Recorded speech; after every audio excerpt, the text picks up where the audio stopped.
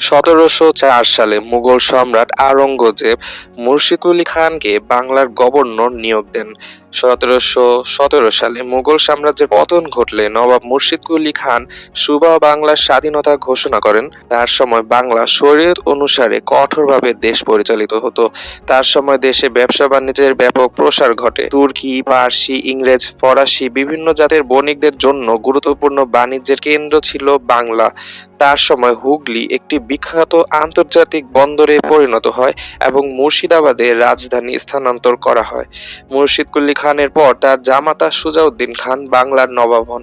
তিনি ত্রিপুরা আক্রমণ ও জয়ী হয়ে বাংলার একটি সামন্ত রাজ্যে পরিণত করেন। তিনি বিদেশি বণিকদের কর ফাঁকি বন্ধ করেন। নবাব আলীবর্দী খানের সময় বাংলায় রাজনৈতিক বিশৃঙ্খলা দেখা দেয়। তার সময় মারাঠাগণ বাংলা আক্রমণ করে। তবে আলীবর্দী খান বীর যোদ্ধা হিসেবে 10 বছর মারাঠাদের সাথে যুদ্ধ করে বাংলা রক্ষা করে। তবে উড়িষ্যা প্রদেশটি মারাঠাদের হাতে ছেড়ে দিতে বাধ্য হয়। তবে আলীবর্দী খানের পর তার দৌহিত্র সিরাজউদ্দৌলা বাংলার নবাব হন। ইংরেজ বণিকদের ষড়যন্ত্র রুখতে তিনি ইংরেজদের বিরুদ্ধে যুদ্ধে অবতীর্ণ হন। প্রথম দিকে কলকাতার যুদ্ধে ইংরেজদের পরাজিত করলেও শেষ পর্যন্ত পলাশীর যুদ্ধে ইংরেজদের হাতে পরাজিত হন।